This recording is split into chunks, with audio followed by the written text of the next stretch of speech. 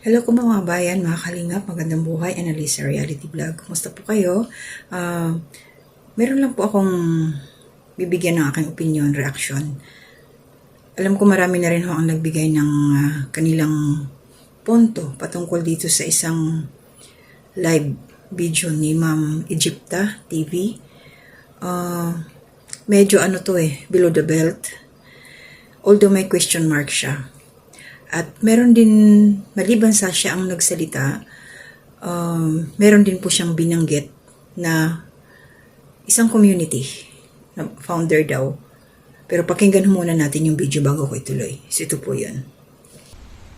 Yung kalingap dyan, sinismis yung alaga niyo si Carla. Nabuntisan raw ni David. How true is that? Sugurin niyo si Afam. Ang sismosang founder ng Medit community.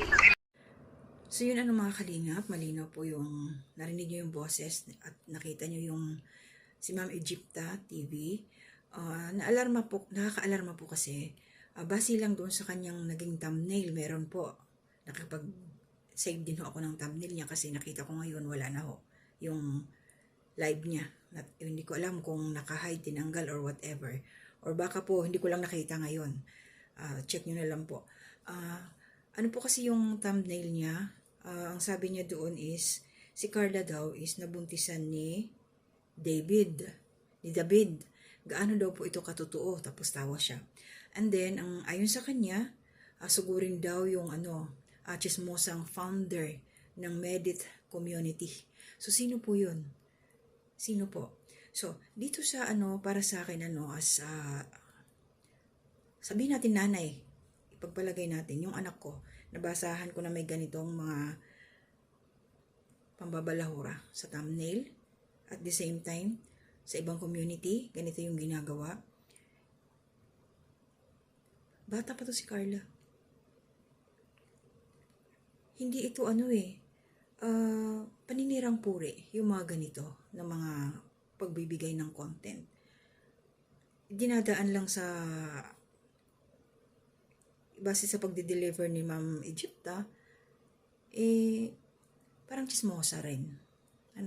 So ako dito gusto ko lang sa paglilinaw, ikat natin to kasi hindi maganda po para sa kay Carla. Paano kung mabasa niya to?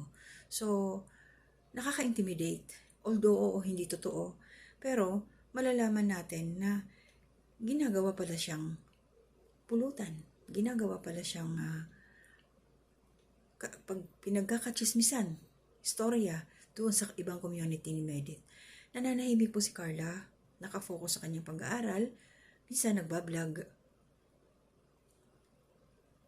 At saka bakit kayo bakit po kayo nag-jump ng ibang bakod? Tapos ganun lang din naman po ang inyong sasabihin. So hindi siya maganda. Alam niyo, okay lang naman magbigay kayo ng opinion kung hindi nakakasira sa ibang tao. Katulad nito, sa tingin niyo matutuwa si Carla, Ma'am Egypta TV, kung napanood niya yun, or kung mababasa niya sa thumbnail niyo pa lang, napakamalisyoso. Sana po maging responsable tayo sa paglalagay ng mga thumbnail. So alam niyo naman po kung ano ang sitwasyon ni Carla. Hindi niyo na ho dapat ito in-open up dyan sa live niyo. Ipinangalandakan niyo sa live niyo na alam niyo naman na walang katotohanan. Para saan po ba? Para ma-stress yung bata? Na alam naman natin na nakafocus sa kanyang pag-aaral? Or gusto niyo lang masira si Carla kasi alam niyong maganda ang kanyang kinatatayuan ngayon sa Kalingap. Dapat mag-focus na lang kayo doon kay Medit. Kasi ito si Medit, wala naman na siya sa Kalingap. Ma'am? Oo, nandoon tayo na nagtatanong ka. Siguro kailangan din, alamin. Shoutout po kila Kuya Bal. Sino po ba yung founder ng dito? Yung Medit community na yun. Hindi ko hindi malinaw parang ampam yung pinasabi niya dito ni Ma'am Egypta. Sino yun? So, kailangan imbestagahan ito siya. imbestigahan. Bakit nila nagagawang magsalita ng ganito sa ibang tao na wala namang kinalaman sa buhay nila, nananahimik lang yung bata. Kung ako yung nanay ni Carla, hindi ako papayag na gaganunin yung anak ko. Hindi ako papayag talaga. Iba na yun eh. Hindi na ito maganda. Hindi na. Kasi sana, hindi ko alam talaga kung tinanggal yung post dito. Pero, ma'am, mayroon na pong nakapag-save. Kumalat na po itong video ninyo. Kaya pasintabi po kung marami na akong nag-reaction. At saka, maririnig talaga yung boses ninyo. So, magpaliwanag na lang po kayo sa tamang lugar. At isama nyo na rin ho sa inyong pagpapaliwanag yung binabanggit ninyong pangalan doon. Total, nag-ano naman po kayo nag-name drop. So, sana maging leksyon po ito na maging responsable po tayo sa ating mga gagawin. Carla, kung mababasa mo man yun, mapapanood mo man, huwag mo na lang intindihin, hayaan mo at meron naman, nandito naman kami, maraming sasangga sa'yo. Kumbaga, maraming magtatanggol sa'yo dahil alam namin ang iyong ginagawa. Kaya, easy ka lang dyan, focus ka lang sa iyong pag-aaral.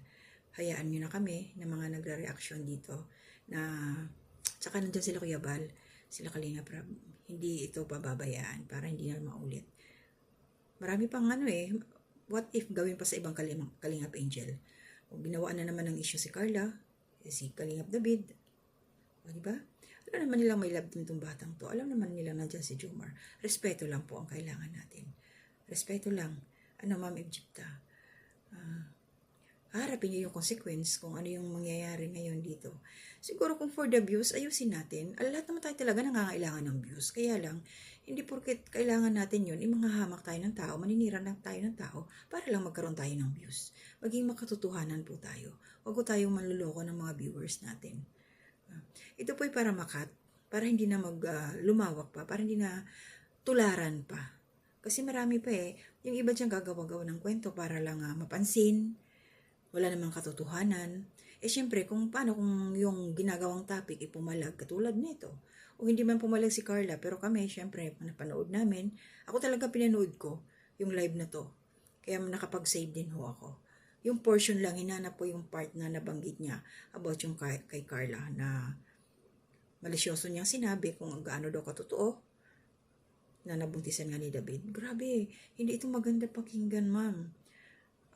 Para ho kayong hindi babae sa ginagawa ninyo, sa totoo lang. Mag-content po tayo ng maayos. Yung hindi tayo makakasira. Kahit ano pa yan, yung totoo lang po. Tsaka grabe, ang daming issue ng medit. Bakit dito pa kayo kay Carla na nananahimik? Ginagawaan nyo ng issue yung bata. Wala naman siyang kinalaman sa mga bono ninyo.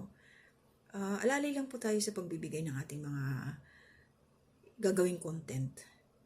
Maging totoo po tayo. O sana, maging okay lang si Carla kung sakali mang napanood niya to.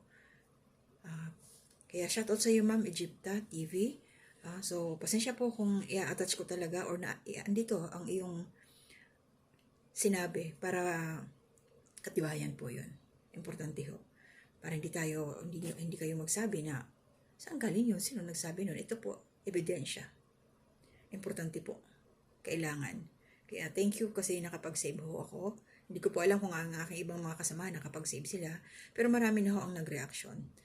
Naririnig na rin po yung boses ni ma'am. Hindi na ho kayo makakapag-deny. Ngayon, linisin nyo po ang iyong mga sinabi dito. Ingat po. Ingat. Huwag ho tayong maninira o gagawagan ng kwento para lang magkaroon tayo ng views. Maging responsable po talaga tayo. So yun lang po yung sa akin. Maraming salamat po. Shout out kay Kuya Bal Santos Matubang at Hedna Vlogs, Kalinga Prab. Please support po aking mga kasama mga reactors dito sa Karepa, sa Kalingap. At ganoon din po sa Ka-Business Official. So mamaya po ulit gagawa pa ako kasi ako ng aking recording. So yun lang para kay Carla. Relax lang Carla. Maayos din to. Matuturuan ng leksyon ng mga to pag kumilos sila kung sino yung alam na natin. Shoutout kila Kuya Bal. So, pag-uusapan nila yan, desisyon nila kung ano yung gagawin para kay Carla. Dahil wala namang ginagawa sa kanila yung bata. Ito si Ma'am Egypta talaga. So, dalhin niyo po Ma'am Egypta kung sino yung sinasabi ninyo para masarado yung issue na ginawa nyo. So, ingat po tayong lahat. Hanggang dito na muna. To God be the glory.